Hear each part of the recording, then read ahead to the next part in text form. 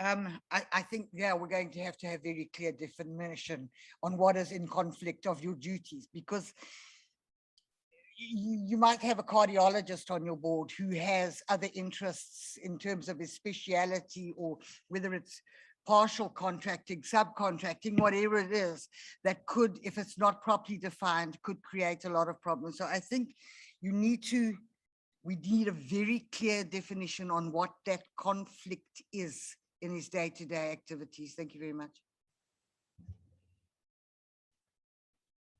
Honorable Kaba, or is it Albert?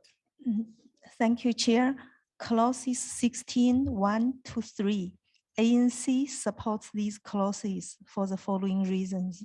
These provisions are consistent with the standard board practices implemented by entities of the fund's nature. Thank you.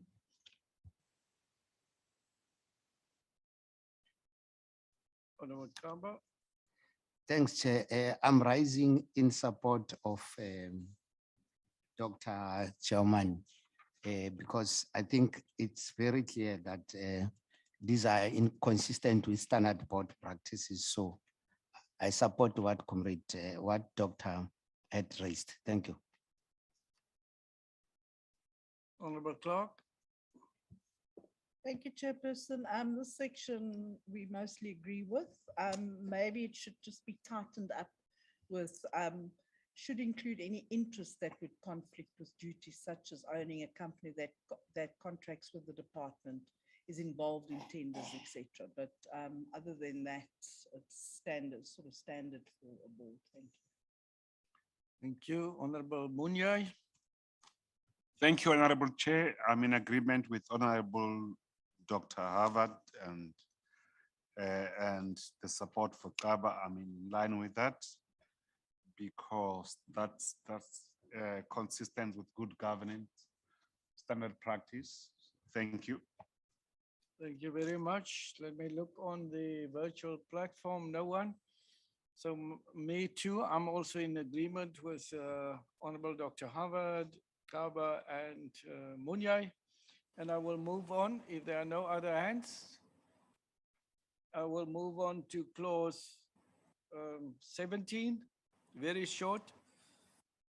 It's titled Procedures, and it reads, the board must determine its own procedures in consultation with the minister. Hands? Kaba, Clark, Wilson, Munyai, Harvard.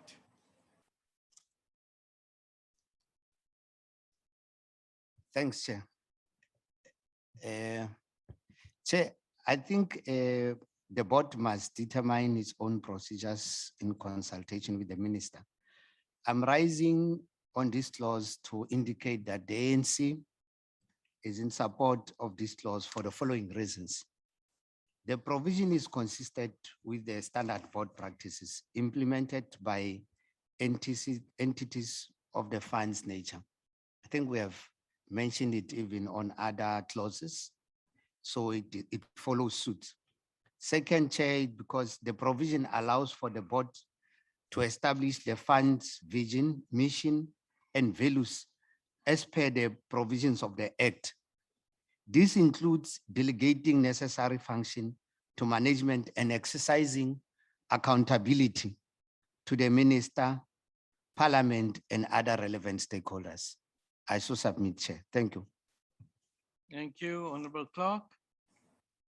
Thank you, Chairperson.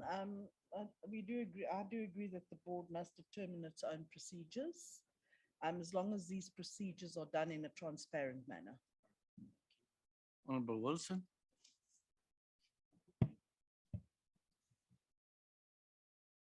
I think determining one's own procedures is iffy. And I'm not talking against my colleague. My concern always is if they do that and it's in consultation with the minister and not with a committee set up by Parliament, they cannot be held accountable on procedures that they've set up for themselves. In other words, if I set up, these are my 10 procedures, this is what I've got to do, and there are 5 that should be, that are not there, they can't be held accountable for those.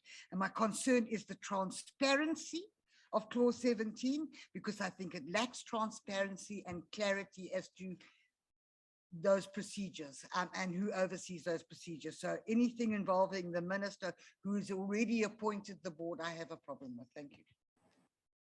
Thank you, Honorable Munyai.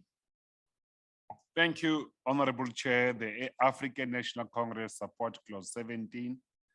And the reason has been already been outlined by Honorable Kaba, which I support. Thank you very much, Honorable Chair. Honorable Harvard. And thank you, Chair. I also fully support Honorable Kaba and also support Honorable Mayai's remark. Thank you. Thank you. I also support the clause as and for the reasons as stipulated by Honorable Kaba. We will move on to clause 18, remuneration and reimbursement. The fund may remunerate a board member and compensate him or her for expenses as determined by the minister in consultation with the Minister of Finance and in line with the provisions of the Public Finance Management Act. I will take hands. I will also be at least giving some input here. So I'll take Honorable Clark and I'll go number 2 and number 3 I'll give to Honorable Wilson. Thank you, Chairperson. There should be clarity on the payment structure of the board. Perhaps the department could give us a cost estimate of remuneration of the board per annum, and expenses should be reasonable and necessary, not arbitrary. Thank you. From myself, the ANC supports this clause. And it's because the provisions are consistent with standard board practices implemented by entities of the fund's nature. And it is also important to note it's also important that the board is remunerated as per applicable treasury prescripts and in compliance with the provisions of the Public Finance Management Act. Honorable Wilson. Thank you, Chairperson. So, and I'll tell you what my biggest concern is. So I've got nothing against it being in line with the provisions of the PFMA. Again, we have the minister there, and I want to change that back to the committee that we discussed earlier. But I'll tell you what my biggest concern is, because we are dealing with health and we are dealing with highly trained, highly qualified personnel here who come at a, excuse my Afrikaans, a moerwe cost. They are expensive. You pay top dollar for highly qualified specialists and people in the medical industry today. And in light of what I said earlier, certainly on the grounds that they will not be able to meet, certainly initially, not once every quarter, that they're probably going to end up meeting weekly for a very long time, and certainly after that, probably monthly. The huge costs of this board, even if they're in line with the PFMA, are going to be astronomical. And I want to know how that's being built into the budget, because your board, the cost of that board, that money could be using to go to improve hospital services and not paying a board. Thank you. Thank you. Honorable Wilson, I would guess you were talking about coffee there now. You understand the granules. Yes, so you're quite excused. Honorable Van Staden next, and then Kaba Munyai. Thank you, Chair. And then Harvard. I think in addition, it's still not clear what the total cost of the NHI will be when it's up and running by 26, and if South Africa can afford the implementation of the NHI. Now, economists have predicted that the NHI will cost the government 256 billion in 25-26 financial year at the 2010 prices, and therefore it is a grave concern that the economy will not be able to fund the NHI in the future. Now, neither the Minister of Health, nor the government, nor the department was able to give any indication of a financial implication of the NHI boards on taxpayers' pockets. No indication of any sort could be provided with regard to how the remuneration of the 11 members of the NHI board, the Chief Executive Officer, the Chairperson, the Deputy Chairperson, the Technical Committee, the Benefits Advisory Committee, the Healthcare Benefits Pricing Committee, and the Stakeholder Advisory Committee will be funded, or how large the remuneration package will be per annum what sorts of benefits it will include and how much it will cost the taxpayer to have these people serving on these respective boards. Now, a number of members who will serve on the technical committee, the benefits advisory committee, and the stakeholder advisory committee is also still not known. And in chapters 4, 5, 6, and 7 of the bill merely stipulates that 16 to 24 members will serve on the health care benefits pricing committee. As chairperson, it remains unclear how many members in total will serve on all of the above mentioned committees and at what cost to the taxpayer per annum. Thank you, Chair. Thank you, Honorable Kaba.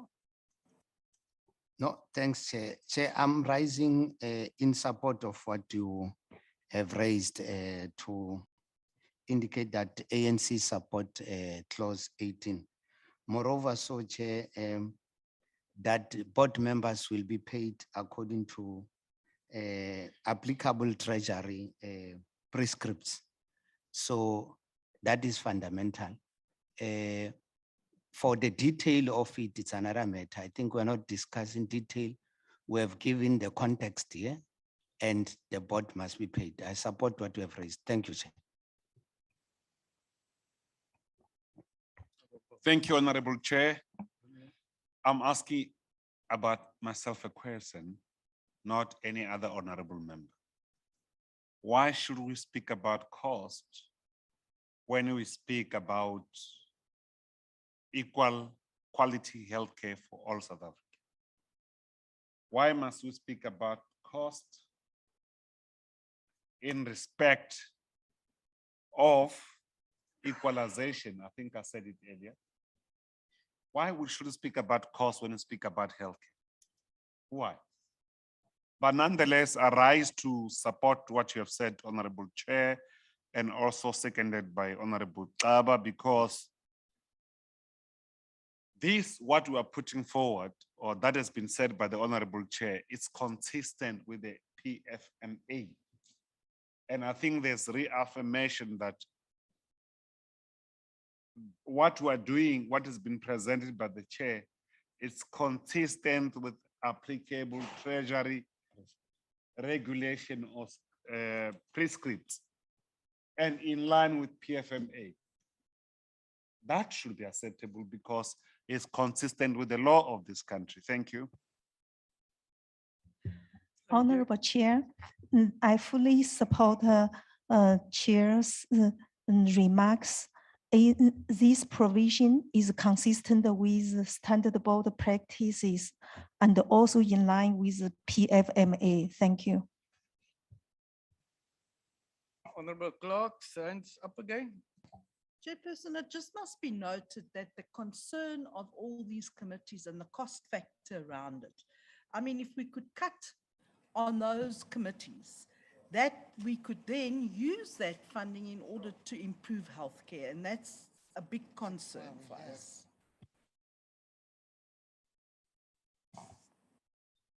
Honorable members, what's the time? It's now 10 minutes past 5. We were going to finish at close 22 and then go home earlier, but I've also been reminded that we have booked dinner for yourselves. I wouldn't miss it if I were you. It's very nice food. It's unfortunately at 19:30. So in order for us not to have wasteful expenditure, you have to attend a dinner at 19:30 this evening. So with that in mind, I'm giving you a 10-minute, short 10-minute break, comfort break. It is 10 past. We'll start at 20 minutes past. Thank you.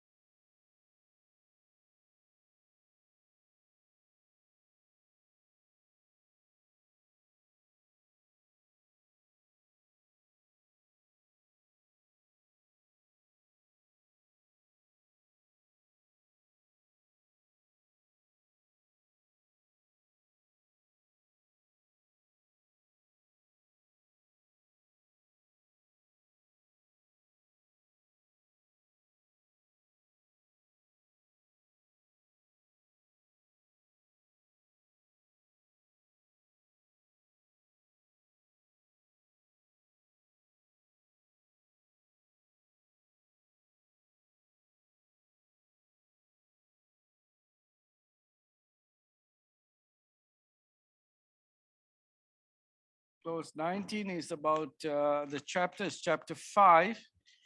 And the heading of this chapter is Chief Executive Officer. And then there are 1, 2, 3, 4 clauses under this chapter. And we're going to deal with the first one that speaks to the appointment of the Chief Executive Officer.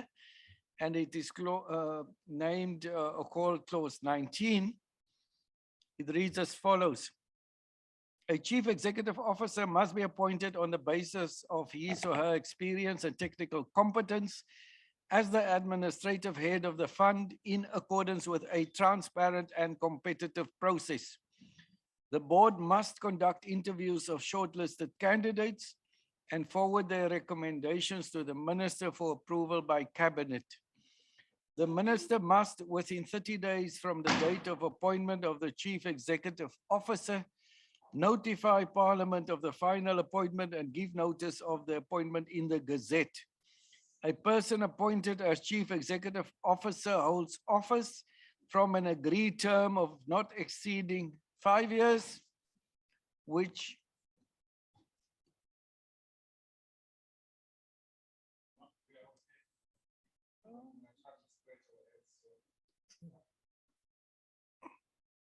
where was I now? After you stretch your hands, I need to now relook. I'll go back to 4. Start at 4 again. A person appointed as Chief Executive Officer holds office for an agreed term not exceeding 5 years, which is renewable only once, and subject to the directives and determinations of the board in consultation with the minister. The board may recommend to the minister the removal of the Chief Executive Officer if that person is or becomes disqualified in terms of the law, fails to perform the functions of his or her office in good faith in the public interest and in accordance with applicable ethical and legal prescripts, or becomes unable to continue to perform the functions of his or her office for any other reason. Honorable members, I will take hands. Honorable Munyai, Honorable Wilson, Honorable Kaba, Honorable Clark. I will look up just now after I'd written.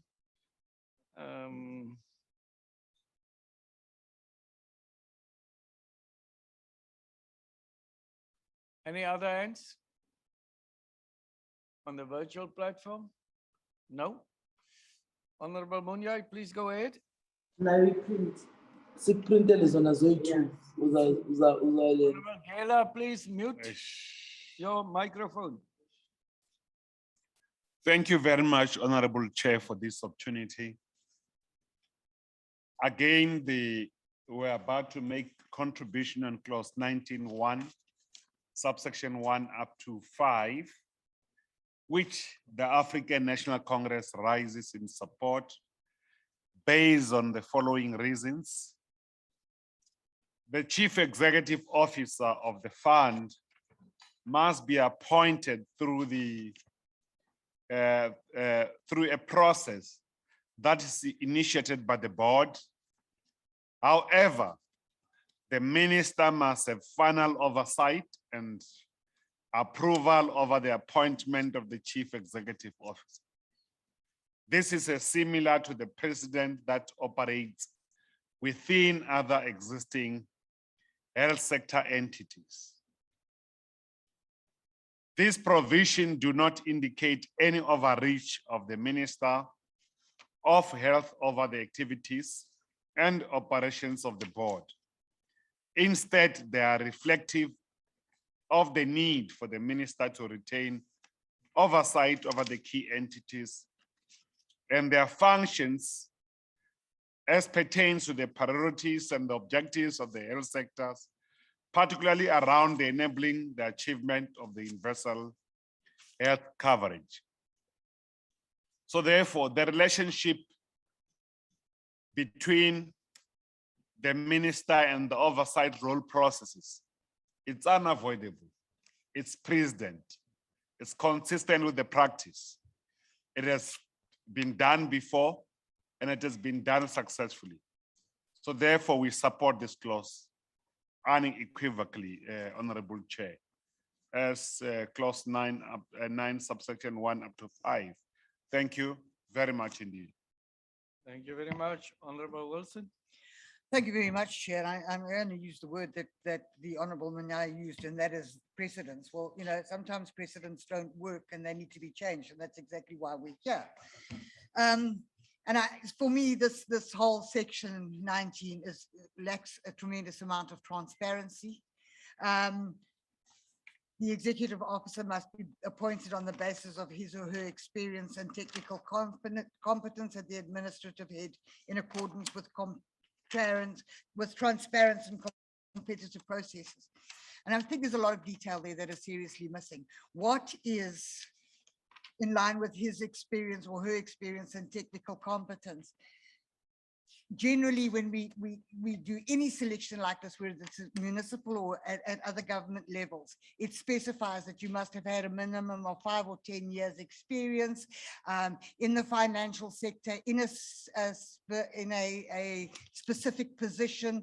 You must have appropriate qualifications. What are those qualifications? You know, you can't just put a degree there. You might have an industrial engineer coming along to be a CEO of your board who has absolutely no experience in health whatsoever. So I think that criteria needs to be stated. It needs to be stated very carefully, very clearly. Otherwise, you're going to have a lack of transparency. I go back to Parliament overseeing these processes and not being answerable to the minister. And when I talk about establishing an ad hoc committee, I'm talking about the kind of committees that we had that did the Section 25 hearings, or the committees who sat with representatives across the board who did the SABC interviews, for instance, of their board and their CEOs and CFOs, etc. CEOs and CFOs are highly important positions that require very specific skills, very specific experience, and more so ever than in their health. So I think, and for transparency's sake, the board must conduct interviews transparently, in other words, public interviews, so that we know who they're interviewing, what their criteria are, what experience they have, and so that there can be some degree of cross-examination. I know it's not a court, but you need to have access to information. And I think if you are going to do something like the NHI, and particularly the whole concept of NHI and this board, you're going to be very, very, very answerable to the public. This is not something that affects part of the community. It affects the entire country. It affects every single resident in this country who have rights, and they also are entitled to a say in exactly where we are taking their health in the future. So I think that needs to be public. I think that cabinets must be replaced by Parliament. I think the minister must be replaced by Parliament or an ad hoc committee. Yeah,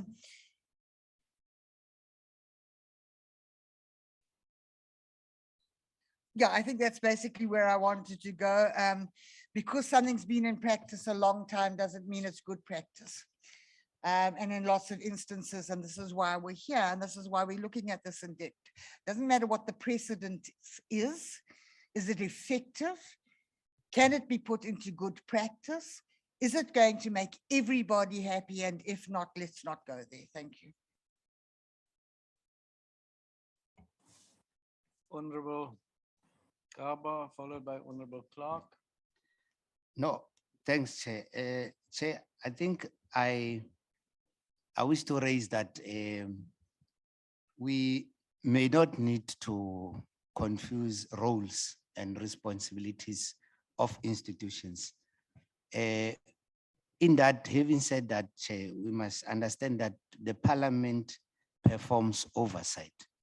imagine now we assign Parliament for the CEO appointment. Surely that will not assist. The other thing, Chair, is that in any institution, when you have a CEO and the boss or the senior board or the minister, there happens to be consultative process, but also the purpose of this clause also support the exchange of information, which is between the minister and the CEO. So the CEO remain accountable to the board. So that we need to understand. So, Chair, I rise in support of what Honorable Munyai had mentioned on this clause. ANC support clause 19(1) to 5, as he has mentioned. Thank you, Chair. Honorable Clark. Thank you, Chairperson. Just on, the CEO remains accountable to the board. And we understand standard practices. But, we just have to look at what's happened to the SOEs within government and what has transpired. And therefore, we are Oh, asking, just hold on. can I finish? Saying just speak louder. Oh, sorry. Can you hear me now? Okay. We are aware that standard practice is that the CEO remains accountable to the board. And that's very well in saying that.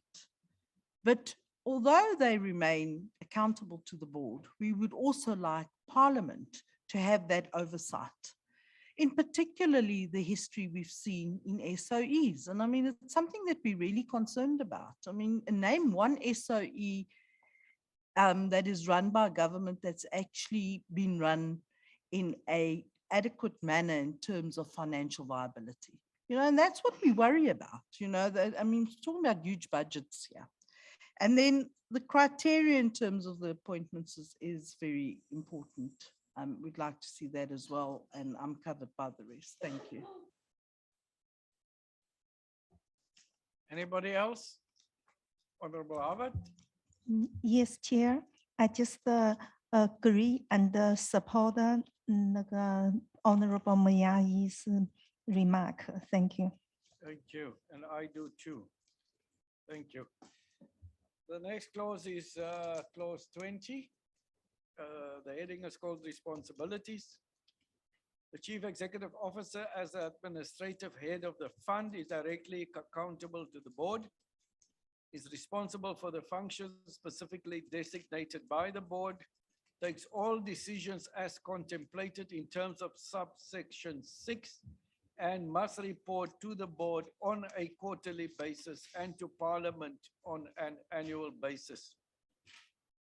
Subject to the direction of the board, the responsibilities of the chief executive officer include the formation and development of an efficient fund administration, organization and control of the staff of the fund, maintenance of discipline within the fund, effective deployment and utilization of staff to achieve maximum operational results, and establishment of an investigating unit within the National Office of the Fund for the purposes of investigating complaints of fraud, corruption, other criminal activity, unethical business practices, and abuse relating to any matter affecting the fund or users of the fund, and liaising with the District Health Management Office concerning any matter contemplated in subparagraph 1.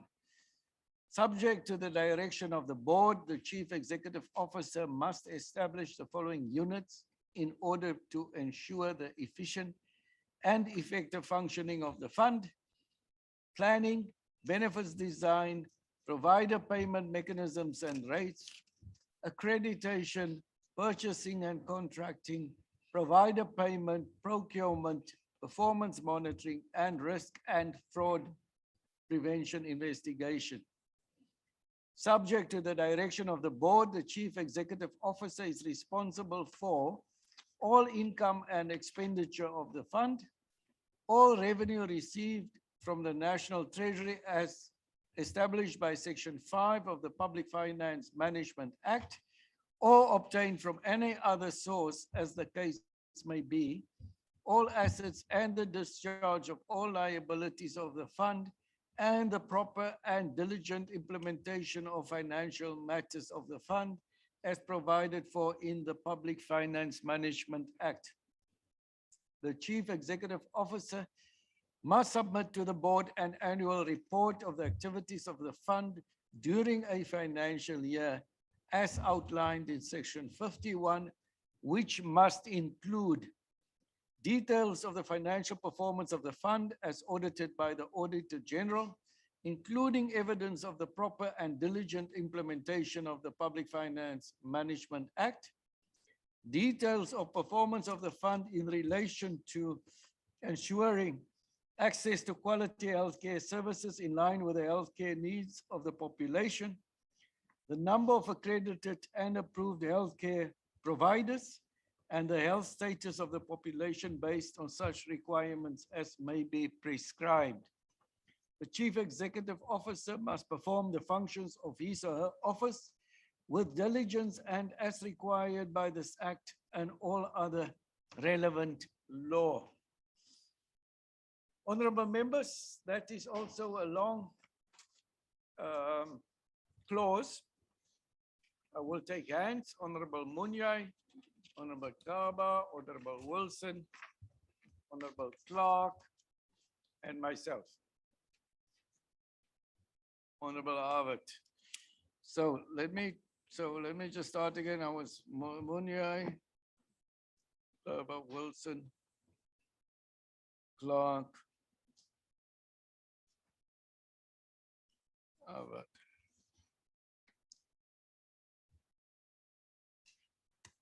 In that order, please. Thank you. Thank you very much, Honorable Chair and the people of South Africa.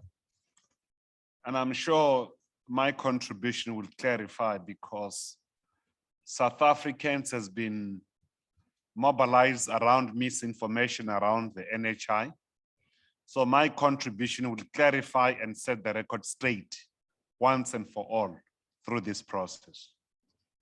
The African National Congress rise and support clause 20 from subsection 1A up to D on the following, based on the following reasons.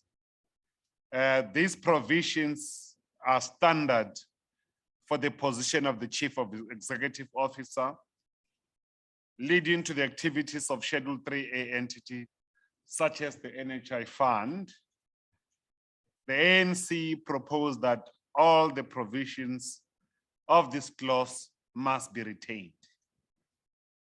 Honorable Chair, as the ANC, we further support clause 20, subsection 3 from A to I, based on the following reasons.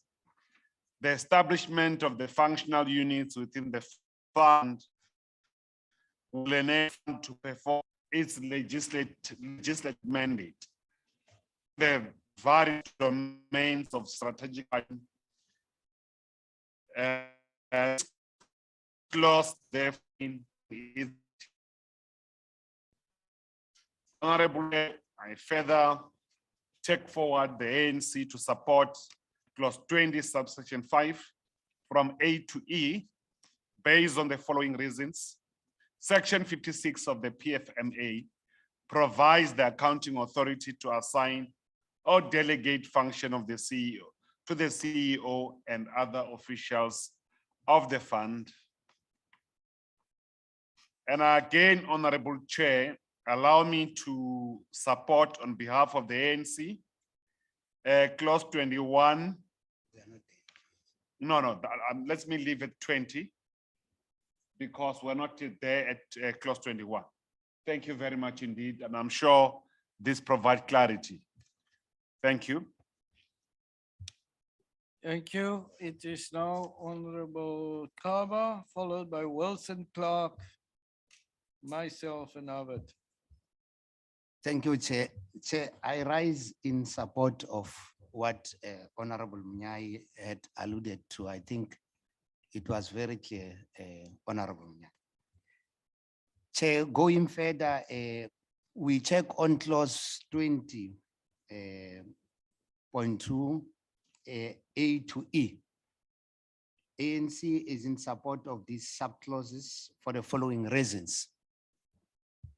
That the responsibility of the CEO, including setting strategy and structures, allow for effective and efficient functioning and the operations of the fund.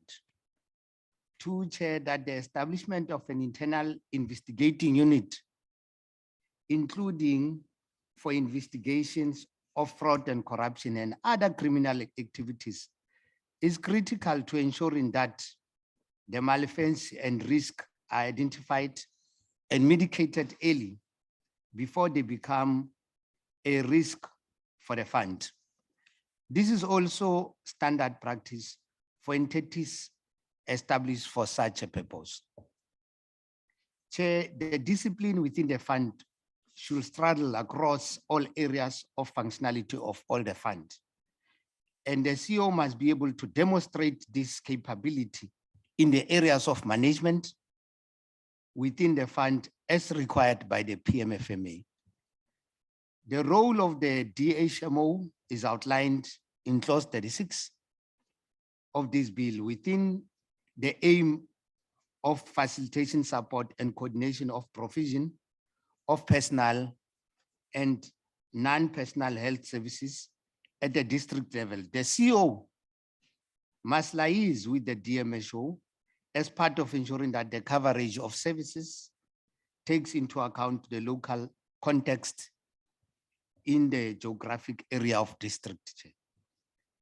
Chair, furthermore, would like to raise that the ANC, we support the subs clauses mentioned on clause 20, number 5 of A to E. We support these subs clauses for the following reasons.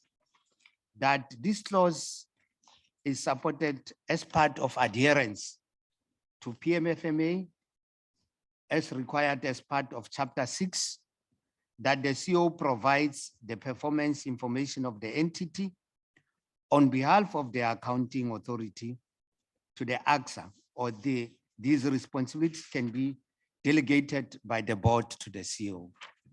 Lastly, Chair, there are also very detailed treasury regulations that the fund will be required to comply with. So it's important, as we are saying, that I stand that we, as the ANC, we support those sub clauses. Thank you, Chair. I submit. Thank you, Honorable Wilson. Thank you, Chairperson. And indeed, this is quite a long section. So I have several concerns here. The Chief Executive Officer, as the administration head of the fund, is directly accountable to the board. But what is more concerning for me, and is responsible for the functions specifically designated by the board. Now the board gets to designate its own functions, and now you're going to get them to designate the functions of the CEO. I think that is opening the doors for a lot of problems. We see what has happened in this before. I do not think the board, number one, and I've said it, should be able to designate their own functions, and therefore I don't think they should be designating the functions of the CEO. And I don't care what the practice is. We've proved time and time again that it's not always appropriate. And that the CEO must report to the board on a quarterly basis and to Parliament on an annual basis.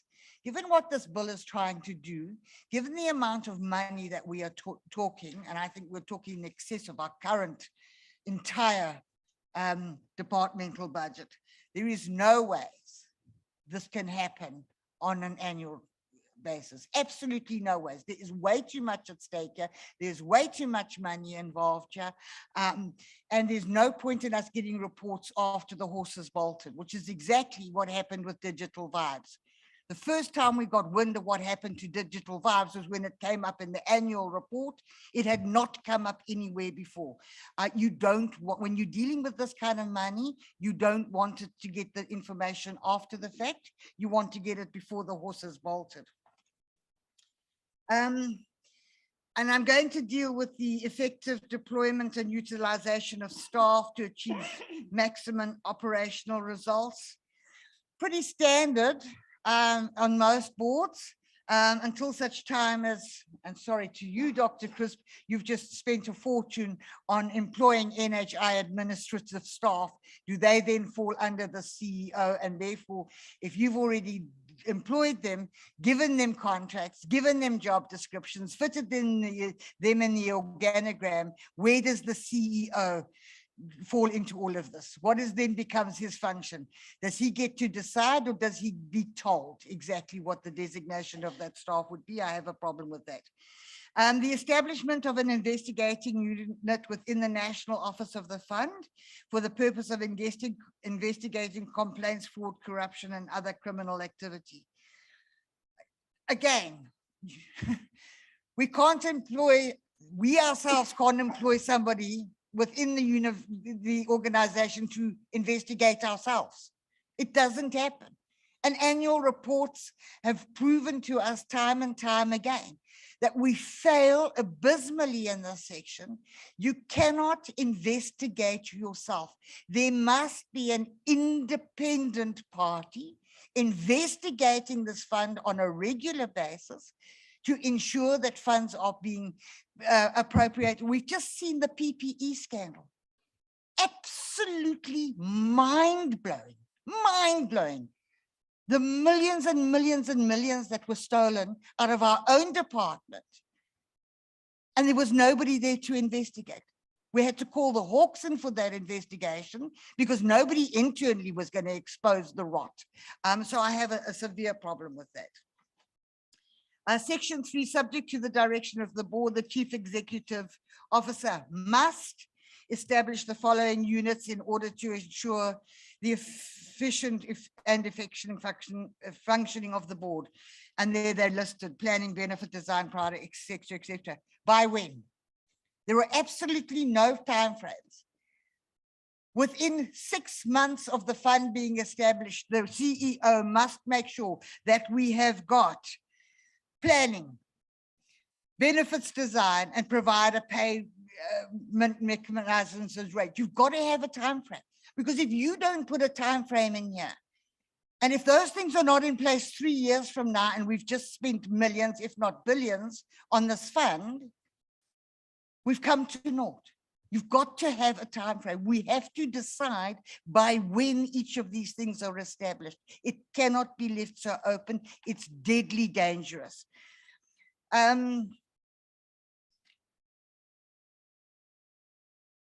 Again, I'm going back to section 4, subject to the direction of the board. The chief executive officer is responsible for income, expenditure, all of those kind of things, assets and discharge. And then he answers to the board. With this kind of fund, this kind of money, and this kind of threats and risks to this country, while he goes to the board, yes, I think that he has to regularly report back to Parliament. Annual reports just don't do it. They don't push all the right buttons at all. And then details of performance in the fund in relation to ensuring access to quality healthcare services in line with healthcare needs of the population and all of those kind of things. Again, we cannot wait until the end of the year to find out that 2% of people are accredited and that the status of the health in our populations has gone backward. That needs to be more regular. And there he must work hand in hand with the Office of the Health Standards Compliance and the Health Ombudsman. I think that is very, very critical, because that is the people who oversee those kind of things. And there's nothing there about his association with the likes of the OHSC, the Ombudsman, and important other entities that are tied into this. Thank you, Chairperson. Honorable Clerk. Thank you, Chairperson. Just in terms of 2E, in terms of the investigation unit, I also would like to see what the criteria is of that investigation unit. And like Member Wilson has said, the investigation unit should really be an external unit in terms of transparency. And then I have tried to find it in the information that was given to us in the bill. Is there no regulation that says that the CEO must subject himself to National Treasury as we continue with this project to see whether we are conforming to all the legal aspects in terms of requirement? Because I don't see that. And you know, that when you're dealing with a very big project, it's always good that the CEO subjects himself during periods to the National Treasury to see whether we are conforming to everything we should be conforming to. And I don't see that in here. Thank you. Thank you, honorable member. So far, I will speak on clauses.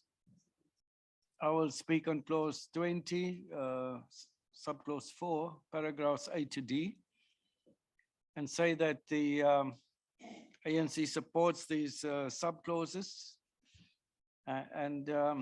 We note that section 38 of the PFMA prescribes the standard responsibility of accounting officers of public entities, and it deals specifically with general responsibilities of the board as the accounting authority, including financial and internal risk management, internal audit, procurement and provisioning systems, capital project management, effective, efficient, and economical and transparent use of resources.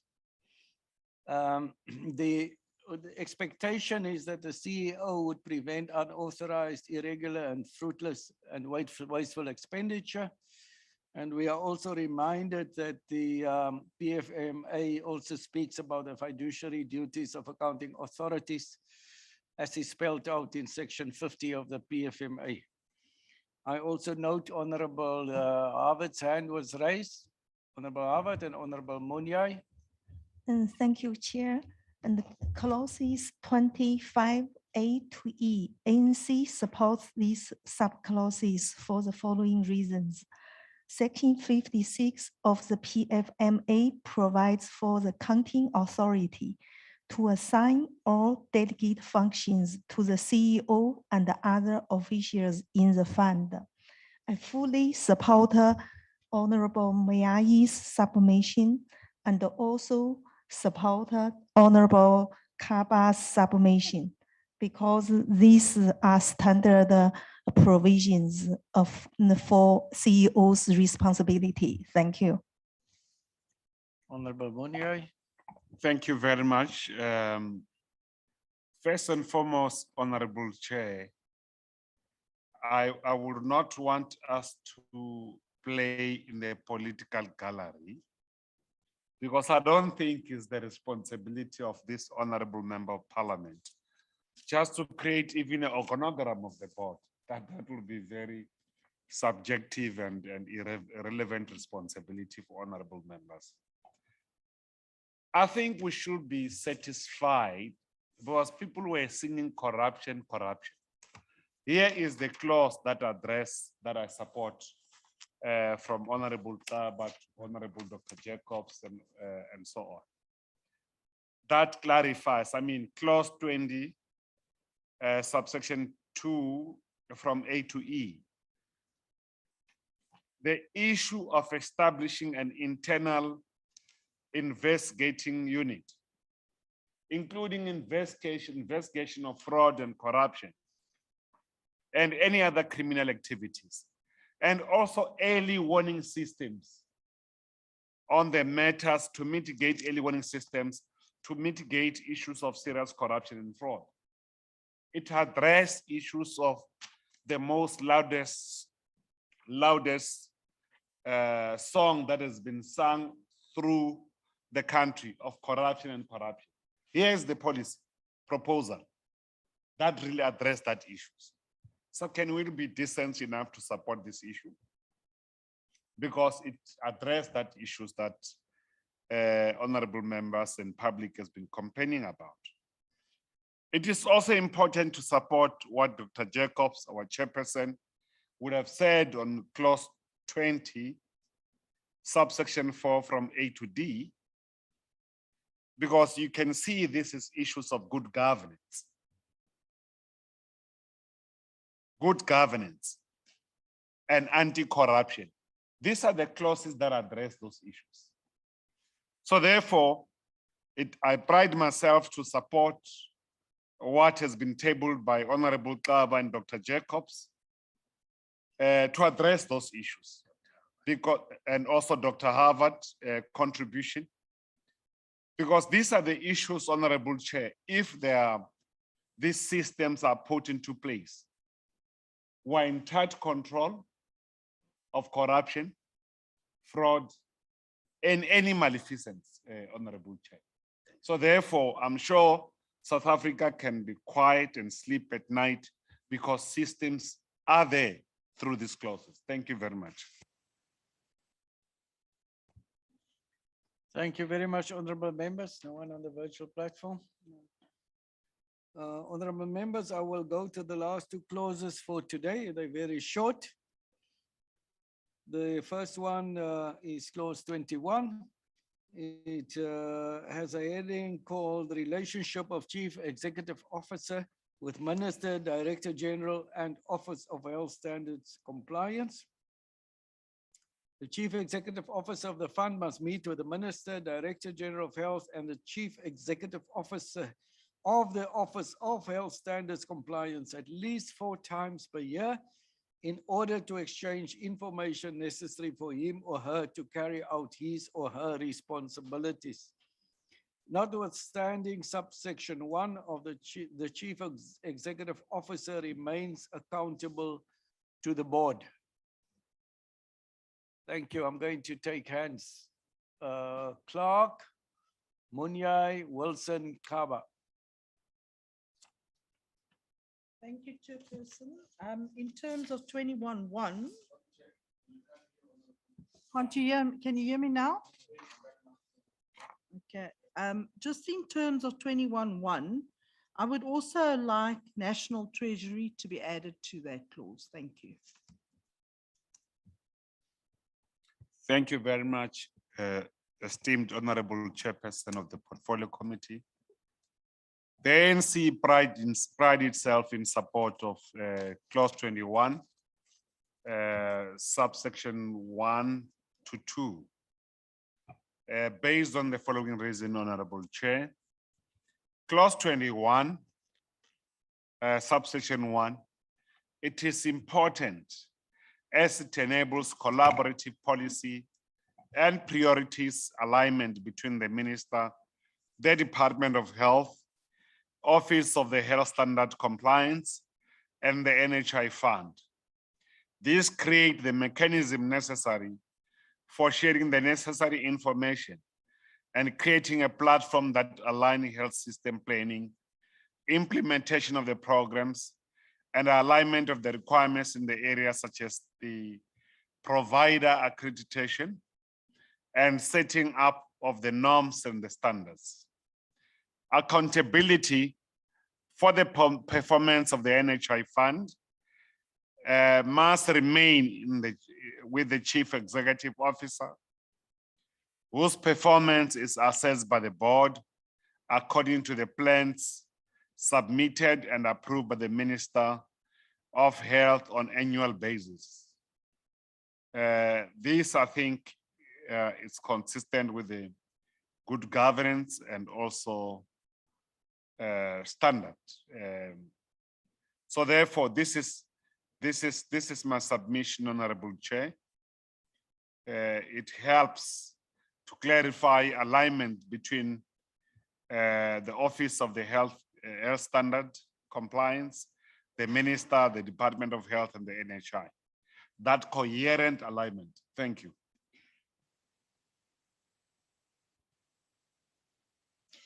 Thank you, Chairperson. I think I'm principally covered by my colleague that given the amount of money that we're talking about that this NHI is going to require, and I don't think we have any way of comprehending how far this is going to go and how huge this actually is. It never ceases to amazed me that this wasn't tagged as a money bill, given consideration of what we're talking about here. But I would like to see, and I agree with her, please, that the section 21.1 includes treasury, please, on a regular basis. Thank you. Honorable Kaba. Yeah, Chair, indeed, you may have advised that we must not ask questions, but before I would submit my comment on this, you would ask yourself, Chair, for what that we want the treasury here. But Chair, having said that, I support what Comrade Munyai, Honorable Munyai had submitted here. Because Chair, you see, the consultative process, exchange of information has got to happen between the minister and the entities, including the CEO. So that is building and that is supportive and in ensuring that the institution becomes strong. So I support fully what Honorable Munyai had raised, Chair. Thank you. Thank you. Any other members? Thank you, Honorable Chair. For this clause 21.122, I think that is like a standard provision, like relationship between CEO with minister and the DG office. I fully support Honorable Mayai's submission and also in line with support with Honorable Koba's contribution. Thank you. Thank you very much. I also support what Honorable Munyai had put forward.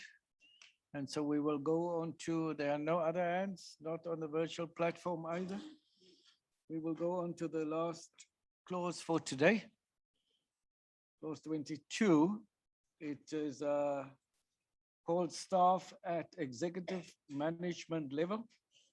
The chief executive officer may not appoint or dismiss members of staff at executive management level without the prior written approval of the board. I will now take some hands. Munyai, Kaba, none, so I'll take with myself. Any others?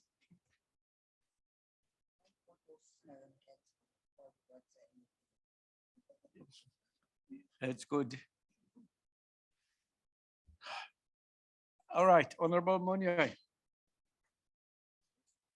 I am trying to take my tablet. I'll come back later. So, please accept my view.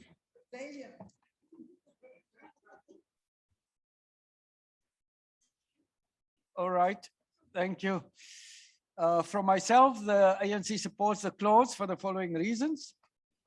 The clause provides a clear mechanism for strong and accountable management linked to the oversight function of the board. This provision will also allow for clear and transparent processes to be implemented for the appointment or dismissal of the fund's executives without creating a process that is unilaterally implemented by the chief executive officer without the knowledge of the board and to the detriment of the fund's stability and ability to achieve its mandate. The clause secondly also enables the board to effectively exercise its oversight function over the fund. So the ANC supports this clause. Any other hands? Honorables Kaba and Munyai. Thanks, Chair. I'm raising my hand, Chair, in support of clause 22, as you have mentioned. Moreover, so that it also now clarifies that the board may also exercise its oversight function over the fund. So I support what you have raised, Honorable Chair. Thank you. Thank you, Honorable Munyai. Thank you, Honorable Chair. I'm glad that you gave me opportunity to drink my tablets. I'm sure that's consistent with the health, health portfolio committee. Honorable Chair, I think anyone that does not support this clause, it's against strong and accountable management linked to the oversight by the board. And anyone that doesn't support this clause, it's against good governance. But nonetheless, let me express unequivocally the clause 22 as raised by the chairperson of the portfolio committee, because it really addresses issues of accountable management and oversight function by the board and the processes in line with good governance as a whole. Thank you, Honorable Chair. And because through your submission, the board will be able to effectively exercise its oversight function over the fund. Thank you very much indeed.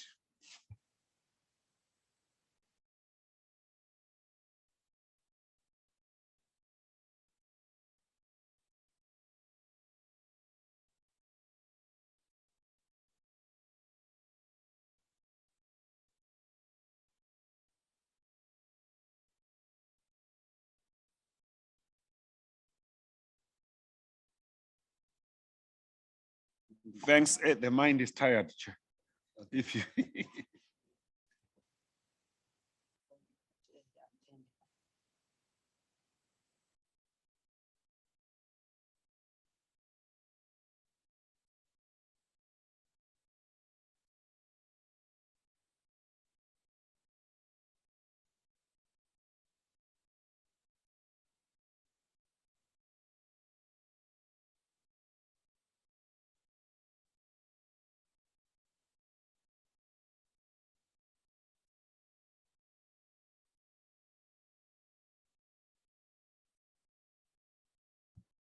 Honorable members, thank